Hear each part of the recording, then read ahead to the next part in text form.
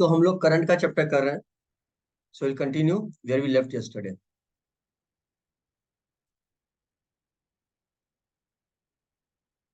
सो book में जो है ना, सेल का कंस्ट्रक्शन के बारे में थोड़ा सा इंफॉर्मेशन दिया हुआ है. ये हम जो बैटरी है ना, जो हम इस साइंस से यूज करते हैं, उसके बारे में बुक में थोड़ा सा दिया हुआ है. जो हम केमिस्ट्री में जो तुम्हारा चैप्टर आता है 12th क्लास में, इलेक्ट्रोकेमिस्ट्री में, उसमें तुम डिटेल में पढ़ते हो. तो यहाँ पे उसको ज्यादा पढ़ने की जरूरत नहीं है. खाली एक दो पॉइंट्स बता देता हूँ. ये जो लिक्विड होता है, हम इसको इलेक्ट्रोलाइट बोलते हैं.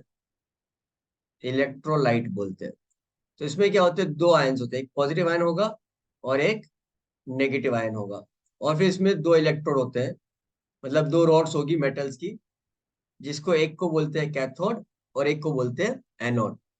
तो बेसिकली क्या होता है कि जो भी केमिकल सब्सटेंस होता है, कॉपर सल्फेट है या जो भी है, उसको आयोनाइज कर लिया जाता है. तो जब उसको आयोनाइज करते हैं तो कुछ some form of that, some energy stored in the form of the chemical energy, in the form of the chemical energy. और फिर बाद में जो है, जब हम उसको सर्किट में कनेक्ट करते हैं, वो केमिकल एनर्जी कन्वर्ट हो जाती है इलेक्ट्रिकल एनर्जी. तो बेसिकली पॉजिटिव चार्ज एक इलेक्ट्रोड की तरफ मूव होते हैं, नेगेटिव चार्ज दूसरे इलेक्ट्रोड की तरफ मूव होते हैं. It is a difference between the this cell and हमारी सर्किट. हमारी सर्किट में सिर्फ और सिर्फ इलेक्ट्रॉन का मूवमेंट होता है बाहर. बाहर सिर्फ और सिर्फ जो वायर में इलेक्ट्रॉन होते हैं ना, उसका मूवमेंट होता है. इसका मतलब इलेक्ट्रॉन जो है वो इसमें से नहीं आ रहे. यहाँ पे अंदर क्या होता है, जो भी है आयन है, जैसे Cu2+ है, ये दो इलेक्ट्रॉन को लेगा और कॉपर में कन्वर्ट हो जाएगा. और जैसे सल्फेट आयन है SO4 2-, ये दो इलेक्ट्रॉन देगा और फाइनली कॉपर सल्फेट कहीं पे डिपॉजिट जो भी होगा वैसा बन जाएगा. Okay. So there is exchange of electrons इस इन दोनों टर्मिनल्स पे, और इलेक्ट्रॉन का फ्लो होता है. जब ये आयंस अंदर सॉल्यूशन के अंदर मूव हो रहे होते हैं, तो ये आयंस को भी रेजिस्टेंस मिलता है मूवमेंट में. सो हम ये बोलते हैं कि जो बैटरी है उसका भी एक इंटरनल रेजिस्टेंस होता है. अंदर भी छोटा सा एक रेजिस्टेंस जैसा बना दो आर. तो अगर इस बैटरी का ईएमएफ ई बोले और अंदर का इंटरनल रेजिस्टेंस आर बोले, तो we can also represent this battery like this, EMF E, और यहाँ पे बगल में आर बना दो. This R is the internal resistance of battery. ये internal resistance of the battery है. और ये ईएमएफ ई क्या है? ईएमएफ ई बेसिकली क्या है कि बैटरी के अंदर क्या एनर्जी है. This energy is being given to the electron. Electron उस एनर्जी को कैरी करता है, यहाँ पे लाता है, और सारी एनर्जी यहाँ पे डिसिपेट कर देता, दे देता पंखा चलाने के लिए, लाइट जलाने के लिए, फ्रिज चलाने के लिए, और वापस से इधर लौट के आ जाता है. That is all. So basically this battery is providing energy, और this battery is doing some work. तो चार्ज क्यू जब यहाँ से चला, पूरी सर्किट में जाके वापस यहाँ तक आ गया, टोटल वर्क जो चार्ज क्यू ने किया होगा वो कहाँ से किया होगा, जो एनर्जी इस बैटरी ने उसको दी है. Then this energy EMF E is defined as the work done per unit positive charge. जब चार्ज इधर से जाके इस प्लेट से, सपोज इस प्लेट से निकला, नेगेटिव प्लेट से निकलेगा चार्ज है ना, या क्यू चार्ज इस प्लेट से निकला, यहाँ पे जाके पूरा यहाँ पे जाके वापस यहाँ पे जाके, और वापस बैटरी में इस प्लेट तक वापस पहुंच जाता है. तो जो टोटल वर्क डन होता है per unit charge, that is defined as the EMF E of the battery. पूरे राउंड ट्रिप में जो वर्क करता है per unit charge, that is defined as EMF of the battery. Clear हो गया? It is measured in joules per coulomb और volt. तो EMF of the battery जो है, इसकी यूनिट क्या होगी, this is joules per coulomb, work done per unit charge, जिसको हम वोल्ट से भी डिनोट करते हैं. जनरली बोलते हैं EMF of the battery is 5 volt. अपने घर में जो बैटरी लगाते हैं ना, घड़ी में जो लगाते हैं, जो सीलिंग वॉल होती है, या पेंसिल टॉर्च में जो लगाते हैं, 12 वोल्ट की बैटरी होती है, और छोटी छोटी बैटरीज लगाते हैं. तो ये उसका जो यूनिट होता है वो वोल्ट होता है. राइट? क्लियर है यहाँ तक? कोई डाउट है इसमें किसी को? अब सबसे इंपॉर्टेंट पार्ट शुरू हो रहा है इस चैप्टर का, जो कि प्रॉब्लम सॉल्विंग पार्ट है. अभी तक जो हमने पढ़ी थी सारी डेफिनेशन थी, सारे फॉर्मूले थे, हालांकि काफी कुछ था, लेकिन जो मेन क्वेश्चंस आते हैं वो इस पार्ट में से आते हैं, जो कि सर्किट सॉल्विंग होती है। जब हम सर्किट को सॉल्व करेंगे तो सर्किट के एलिमेंट्स क्या होंगे, मैं सारे एलिमेंट्स बना देता हूँ अभी। इस चैप्टर में सारे काम में नहीं आएंगे, कुछ ही काम में आएंगे। मैं एक बहुत बड़ी सर्किट बनाता हूँ।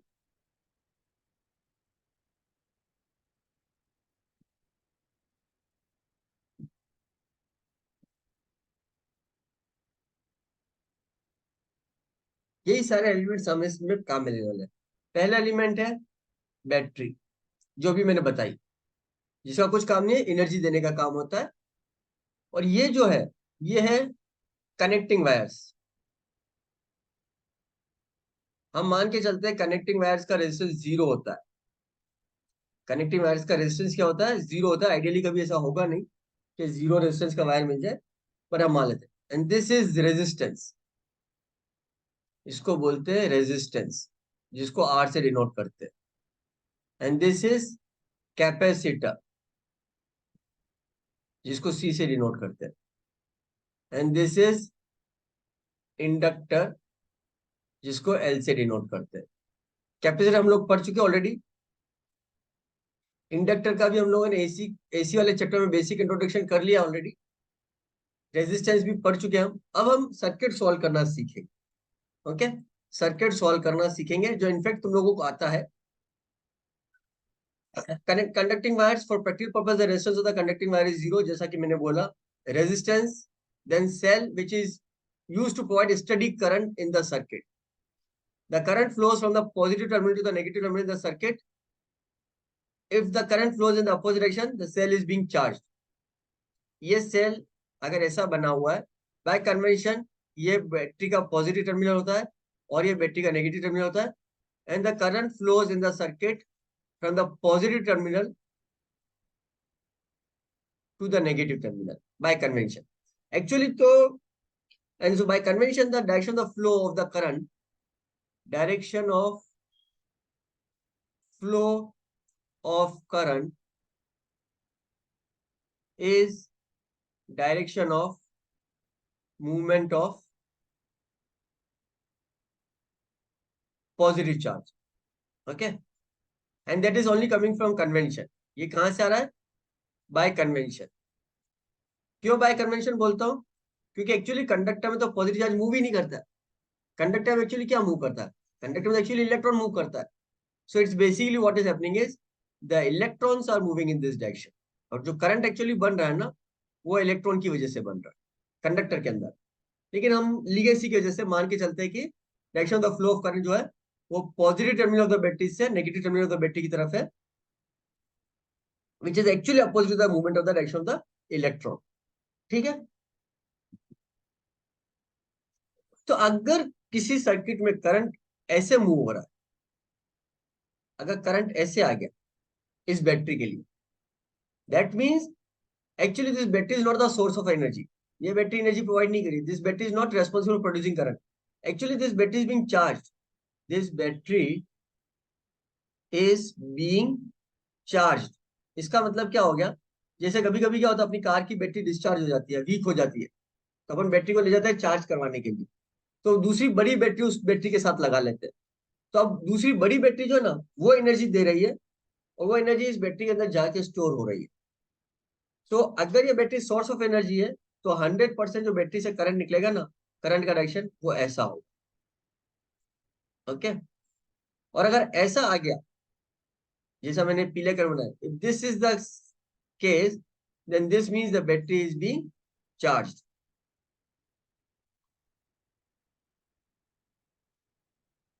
क्लियर है? यहां तक समझ में आ रहा है? Yes sir. तो चले आगे, उतार लिया इसको। यस।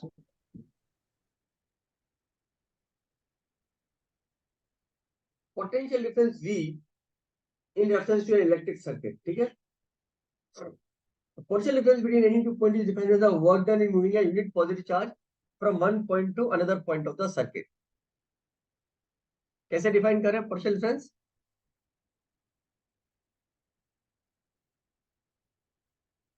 पोटेंशियल डिफरेंस कैसे डिफाइन करें? Potential difference is work done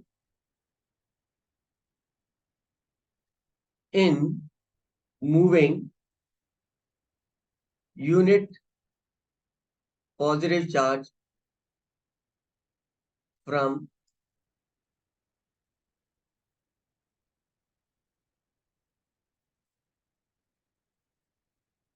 one point to other point of the circuit. From one point to other point.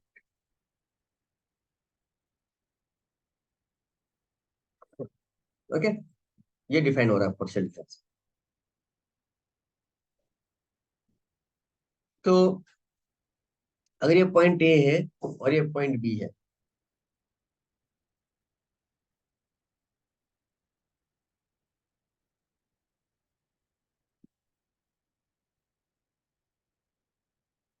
and this resistance is R and the current flowing is I, then अगर मेरे को इसका potential VA बोल दूं, इसका potential VB बोल दूं, then VA minus VB is the potential difference between the points A and B, and this is equal to IR.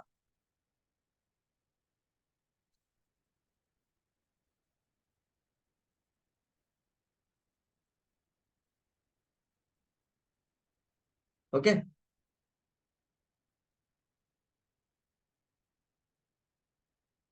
सो इसका मतलब ए हायर पोटेंशियल पे, बी लोअर पोटेंशियल पे। If this is positive, VA minus VB is IR, अगर current इसी direction flow हो रहा है, then we say A is at higher potential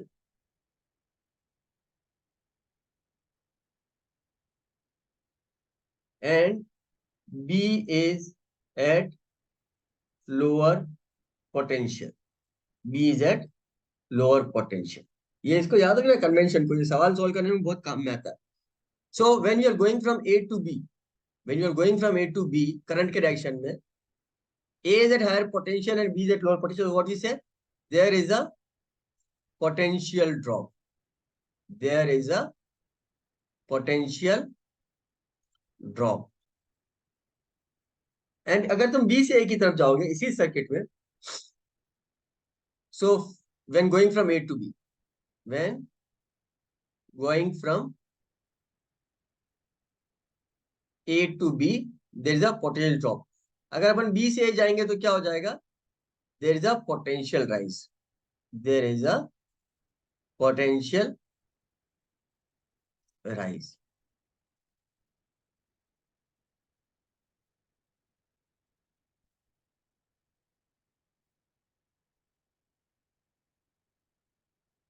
तो हम जो साइन कन्वेंशन बनाएंगे, हम उसी साइन कन्वेंशन को स्टिक करेंगे प्रॉब्लम को सॉल्व करने के लिए। अलग अलग बुक्स अलग अलग साइन कन्वेंशन बनाती है। Okay, so VA minus VB कैसे डिफाइन कर दिया? VA minus VB is defined as IR, that's all. So अगर A हायर पोटेंशियल पे, B लोअर पोटेंशियल पे, तो VA minus VB plus IR होगा, और अगर A लोअर पोटेंशियल पे, B हायर पोटेंशियल पे, तो VA minus VB minus IR होगा। Okay, relationship between the EMF E, potential difference V and the internal resistance R.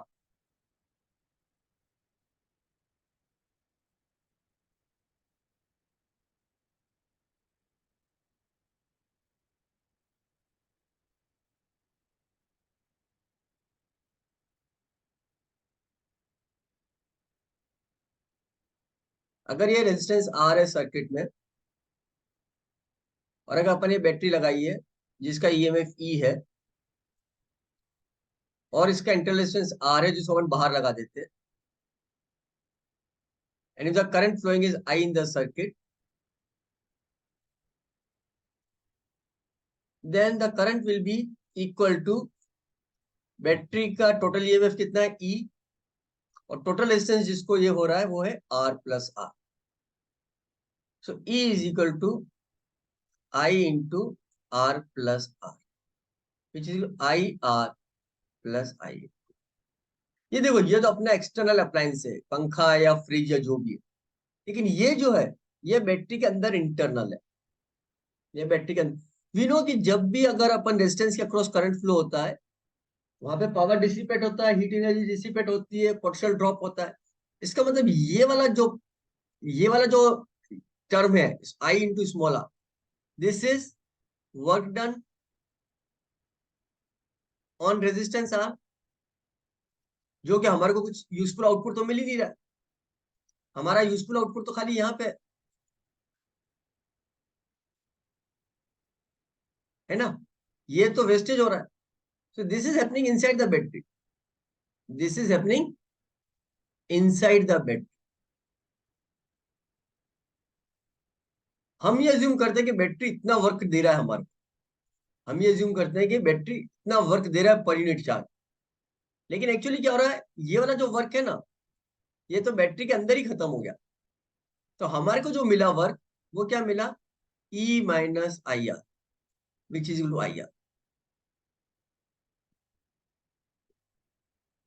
Okay, so इसको हम बोलते हैं V, potential difference across the terminal of the battery.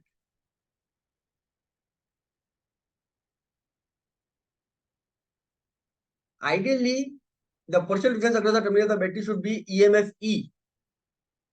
जब circuit में अपन ने connect कर दिया, तो अगर अपन वोल्ट मीटर से कनेक्ट करते तो उसके अक्रॉस जो पोटेंशियल डिफरेंस अपने को मिलना चाहिए था, वो ईएमएफ ई मिलना चाहिए था। पर उसका कुछ पार्ट जो है ना, अंदर ही बैटरी के अंदर ही यूज में आ गया चार्ज को मूव करवाने के लिए, तो वो अंदर ही लूज हो गया। तो actually instead of E, what we are getting, potential difference across the terminal of the battery is less than E, and that is E minus I R. Okay, so हमारे को जो potential difference terminal of the battery मिल रहा है, वो we मिल रहा है। तो हमारे को जो यहाँ पे जो पोटेंशियल डिफरेंस मिलेगा ना, वो ई ना मिलके वी मिलेगा, ई ना मिलके वी मिलेगा। That is work done per unit charge जो मिलेगा हमारे को, वो वी मिलेगा, ई नहीं मिलेगा। आगे समझ में? इसमें किसी को कोई डाउट है क्या?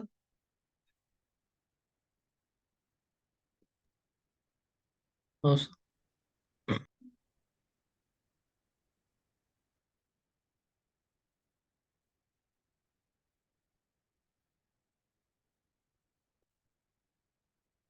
इस एक्सप्रेशन को वो इंटर रेजिस्टेंस आर निकालने के भी काम में ले रहा है। तो तुम अगर वी मालूम हो तो इसको अगर मैं वी बोल देता हूँ, E minus I R is equal to V, then I R is equal to E minus V. So R is equal to E minus V by आई।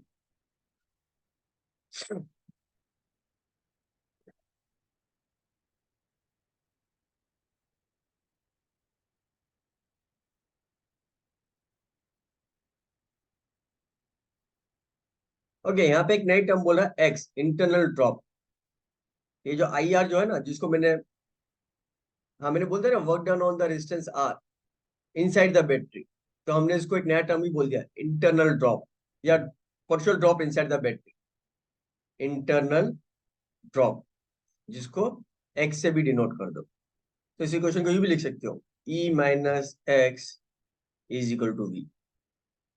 ये तो ठीक है, चलो लिखने के तरीके, इससे कुछ फर्क नहीं पड़ता है। फाइनल जब सवाल सॉल्व करेंगे तो पता चलेगा। ओके, और जो हम मैक्सिमम सवाल जो करेंगे ना, उसमें हम ये मान के चलेंगे कि बैटरी आइडियल।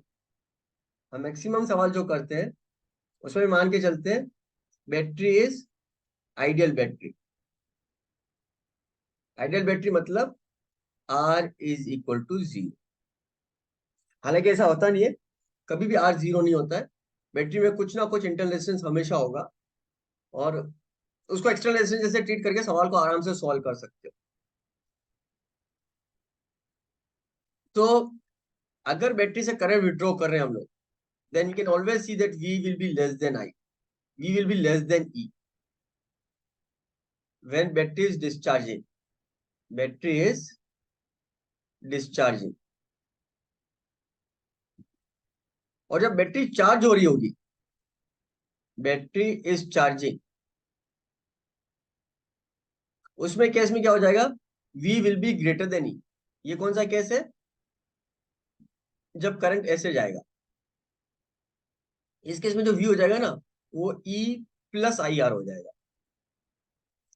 इस केस में क्या होता है, V is equal to E minus IR होता है। ओके, सो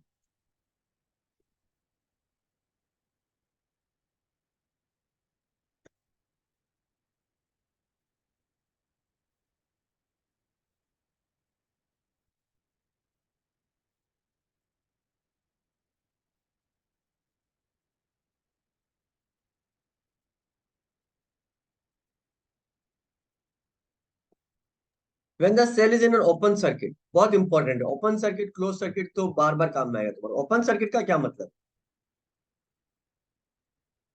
कि सर्किट में करंट विड्रॉ ही नहीं हो रहा है।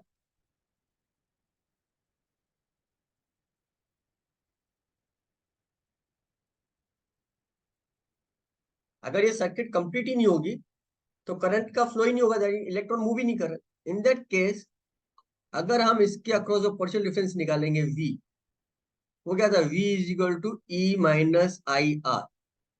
तो because I is zero, I तो जीरो है, that means V is equal to E। इसका मतलब है इन द ओपन सर्किट, यानी जब बैटरी से करंट विड्रॉ नहीं हो रहा है, तो बैटरी के अंदर भी कोई चार्ज का मूवमेंट नहीं हो रहा है, इसका मतलब।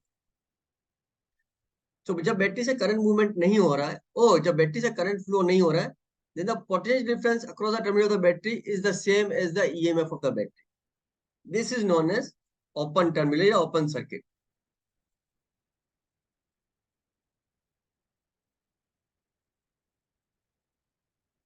In fact, open circuit can also be treated as a circuit of infinite resistance. Open circuit, open circuit में क्या होता है, I is equal to zero.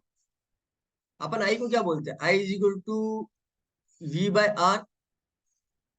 तो ओपन सर्किट का क्या मतलब हो गया, लाइक R इज इनफाइनाइट। एक खाली एनालॉजी, हाँ ऐसा, खाली analogy. So open circuit is like R is infinite. Clear.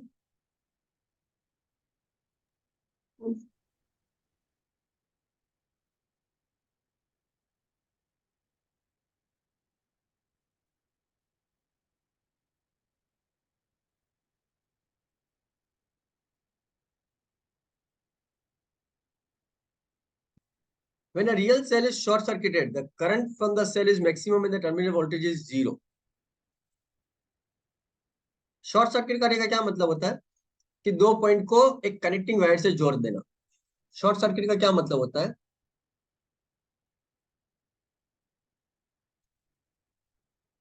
Connecting two points with conductor, with conductor. Conductor मतलब जिसका R जीरो। तो जैसे बैटरी है, ये बैटरी के दो टर्मिनल है। शॉर्ट सर्किट करने का क्या मतलब हुआ, सिंपली इसको एक कनेक्टिंग वायर से ज्वाइन कर दिया। This is like short circuit, क्योंकि यहाँ पे अपन ने सर्किट में कोई भी रेजिस्टेंस नहीं लगाया। तो अब इसके पास जो रेजिस्टेंस है ना, वो छोटा सा रेजिस्टेंस R ही है, जो कि इसका इंटरनल रेजिस्टेंस है। तो जो करंट में सर्किट में फ्लो हो जाएगा वो हो जाएगा E/R ना। R बहुत छोटा होता है, so this will be very large current, very large current. Remember, this में डैमेज द बैटरी। अगर इतना ज्यादा करंट अगर बैटरी से फ्लो हो गया तो बैटरी को डैमेज कर सकता है। सो हमारे को कभी बैटरी को शॉर्ट सर्किट नहीं करना चाहिए।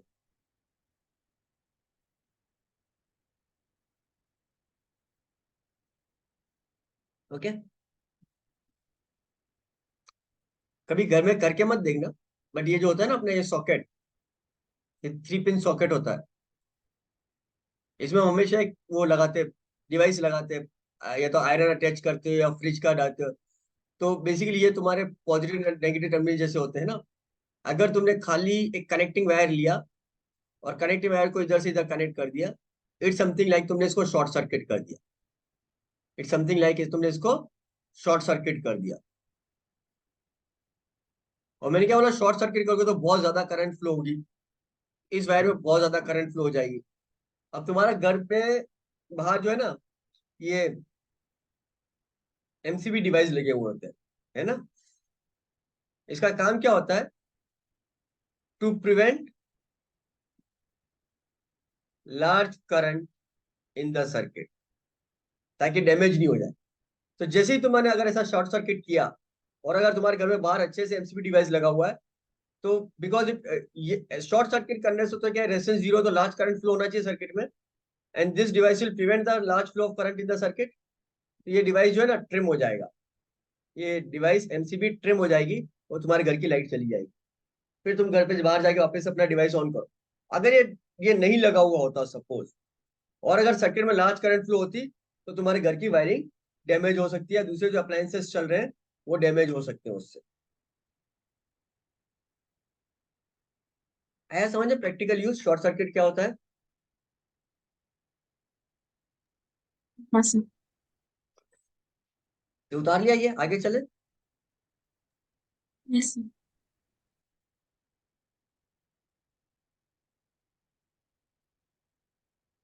Okay, now very interesting thing, when the cell becomes old, जब बैटरी पुरानी हो जाती है तो अपन समझते हैं उसमें से करंट धीरे धीरे जीरो हो जाएगा, लेकिन उल्टा हो जाता है। कभी कभी पुरानी बैटरी बहुत ज्यादा करंट देने लग जाती है, वो डैमेज हो जाती है बेसिकली। उसका रीजन क्या होता है, जब बैटरी पुरानी होती है ना, तो उसका इंटरनल रेजिस्टेंस होता है ना, वो डिक्रीज हो जाता है, वो डिक्रीज होता है। तो इवन दो उसमें ज्यादा एनर्जी तो नहीं होती है, तो उतना पावर तो नहीं दे पाती, क्योंकि वोल्टेज उसका बहुत कम हो जाता है, उसका आउटपुट वोल्टेज बहुत कम हो जाता है। लेकिन क्योंकि उसका इंटरनल रेजिस्टेंस आर कम हो जाता है ना, तो कुछ टाइम के लिए अपने को ज्यादा करंट दे देगी,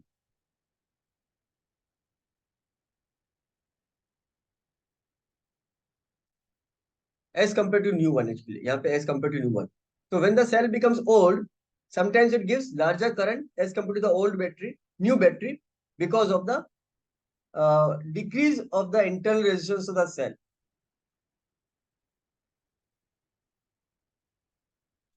ये ईएमएफ वर्ड नहीं आएगा, internal resistance of the cell decreases हो जाता है। ओल्ड बैटरी में क्या होता है, ओल्ड बैटरी में क्या होता है, आर डिक्रीज हो जाता है, so it gives larger current.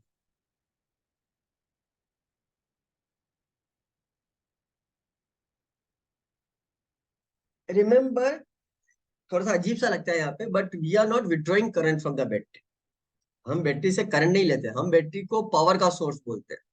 जैसे तुम कभी भी कोई बल्ब लाते हो, तो बल्ब क्या होता है, बल्ब बोलते हैं 10 वॉट का, 20 वॉट का, 100 वॉट का। तो जितने ज्यादा वॉट का बल्ब होगा, उतना ज्यादा ब्राइट होगा, उतने ज्यादा पावर होगा। जैसे अपना गीजर होता है, हीटर होता है, उसमें बहुत ज्यादा पावर कंज्यूम होता है। सो ये basically consuming power, not current. And all these devices at our home are working at 220 volt supply, 220 volt की सप्लाई पे वर्क कर रहा है। सो वी आर बेसिकली, जब हम डिवाइस खरीदते हैं, we are looking at the power rating, not the current. तो यहाँ पे ये मत सोचो कि ज्यादा करंट दे रहा है तो ज्यादा पावर मिल रहा है, बैटरी का पावर तो खत्म हो चुका है। It is only that more electrons are flowing for that particular period of time, but those electrons are not carrying any energy. काम के नहीं है वो, खाली खोखले इलेक्ट्रॉन्स है। समझ में आ गया। सो डोंट कंफ्यूज कि ज्यादा करंट मिल रहा है तो पुरानी बैटरी ज्यादा फायदे है, क्योंकि वो पावर नहीं दे रही है मगर हमारे। Okay, power dissipated in the circuit.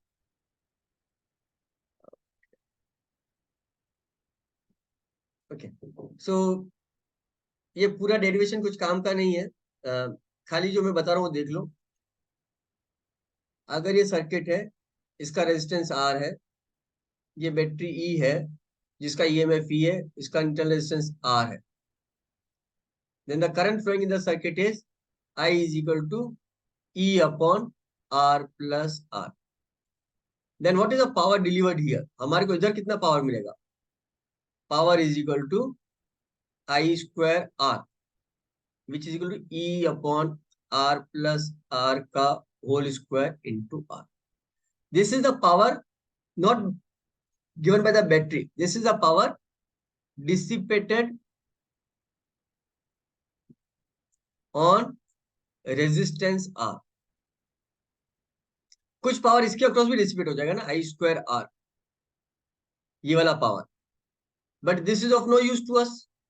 Of no use to us, क्योंकि तो बैटरी के अंदर ही चला गया।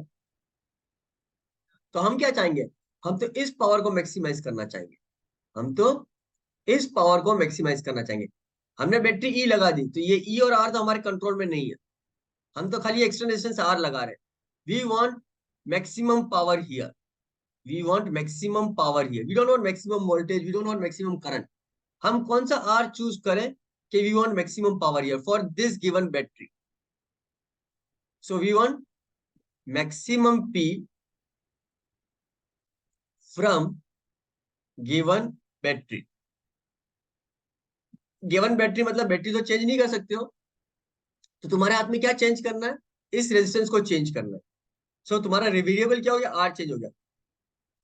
सो अजीजा तुम्हारे लिए काम का है, आदि और मुआज दोनों इसको फॉर्मूला समझ के याद कर लेंगे। So for maximum P what will do is dp by dr is equal to 0। Aziza you have to do this differentiation and send me on the WhatsApp कि कैसे किया। Okay, so dp by dr is equal to 0। if you differentiate this you will get r is equal to small r। Very important formula जो हमने यहाँ पे इसके लिए derive किया, मैं इसको कहीं पे भी यूज करके किसी भी रेजिस्टेंस के अक्रॉस मैक्सिमम पावर के लिए सॉल्व कर सकता हूँ। व्हाट इज द फॉर्मूला, अगर इस रेजिस्टेंस में मेरे को मैक्सिमम पावर चाहिए then the value of this resistance has to be equal to this resistance R।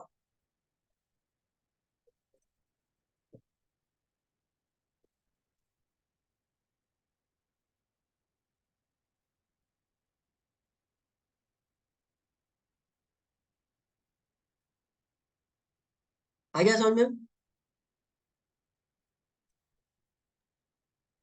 हाँ सर। मैं क्या बोल रहा हूँ, मैं इसको इस फॉर्मूले को अलग तरीके से भी यूज कर सकता हूँ। कैसे यूज कर सकता हूँ बता दो। अगर ये बैटरी है, ये कुछ रेजिस्टेंस लगे हुए हैं, ये कुछ रेजिस्टेंस लगे हुए हैं, और ये पूरा अजीब सा एक नेटवर्क है रेजिस्टेंस का, ठीक है, और फिर यहाँ पे एक रेजिस्टेंस आर लगा हुआ और ये बैटरी है। So which is the internal resistance of the battery, which is external resistance, कुछ फर्क नहीं पड़ता हमारे को। हमारी सर्किट में क्या है, एक ये रेजिस्टेंस आर डैश है कॉम्प्लेक्स, और एक रेजिस्टेंस आर है। अब जेई मेंस में सवाल आ गया, we want maximum power on this resistance, we want maximum power on this resistance,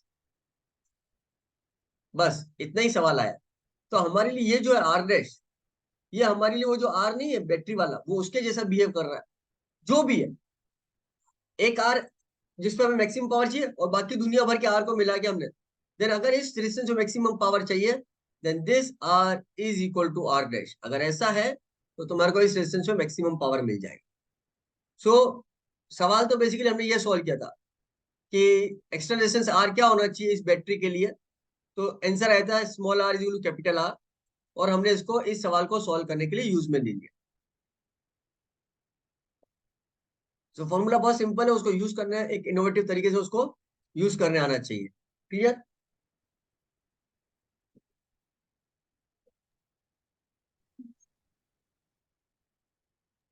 आगे चले। Yes sir.